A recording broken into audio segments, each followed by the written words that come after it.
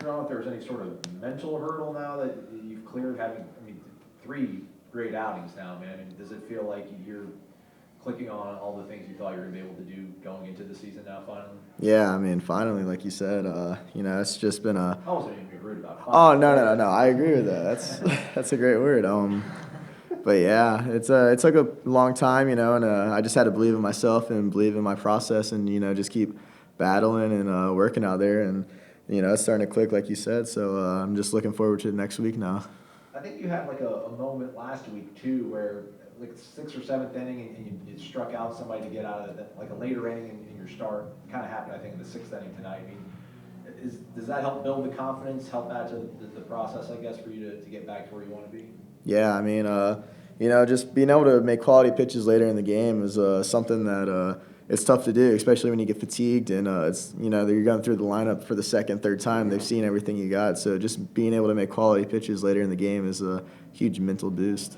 Another scoreless outing, Wake Forest offense that averaged over 8 runs a game coming in. Just how much respect for them did you have coming in, and what do you think allowed you to be so successful? Looking at their stats before the game yesterday, I was shocked. They had some good numbers up there, and I knew they were going to be a great ball team to compete against. So I knew I had to be on my A game and just make quality pitches, and let my defense work. How important has the location of your changeup been over the last couple of weeks to allow you to have these outings that you've had? You're 0-1, 0-2. Right. Consistently now.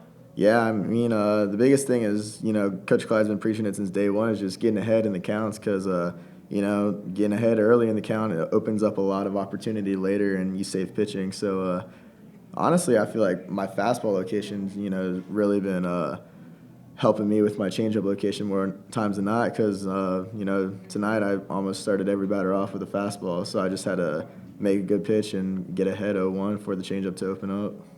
Jonathan seems like he's kind of become your go-to catcher. What is it about him and your connection that you really like when you're on the mound? Outside of baseball, we're pretty good friends, so we do have that connection. But he's an older guy back there, and he knows the game. He knows where pitches need to be, and he knows how to read batters and everything. And Matt Nelson is learning how to do those things, and he's catching on pretty well. And he's a great catcher back there as well. But just kind of a mental thing also. I started pitching with FSU Miami and been having a pretty good run, so I'm not trying to change anything right now. Do you sense kind of the relationship between the hitting and the pitching where it seems like you're going out there with 4 or 5 run leads and it's just allowing you to not have to put pressure on yourself to make it happen? And on the other side, they know that you're going out there dominating. Right. These guys are just free swinging, knowing that they can get going at any point in the game. Yeah, pitching with the lead's huge. You don't have to be as perfect and just pound the zone. And, if they you give up 1 run or a solo home run, you're still up by a lot. So you don't really have to stress it too much. And, like on the flip side, you said, if they know that the pitcher's going out there dealing and they have confidence in you, then they don't have to put as much pressure on themselves to scratch your run here and there. So it works both ways. I know Coach Keller's been around the program forever, obviously played here, but has he grown more comfortable? Have you guys all kind of grown more comfortable together now as the season progresses and being the pitching coach?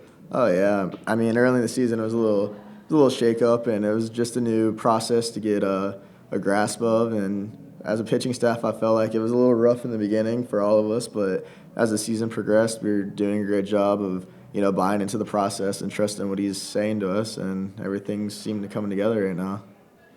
CJ gets to go against this lineup tomorrow. How much do you, in your outings, are you able to pass on to him for the next day? And do you guys chat and talk about, game plan against certain hits? Oh, yeah.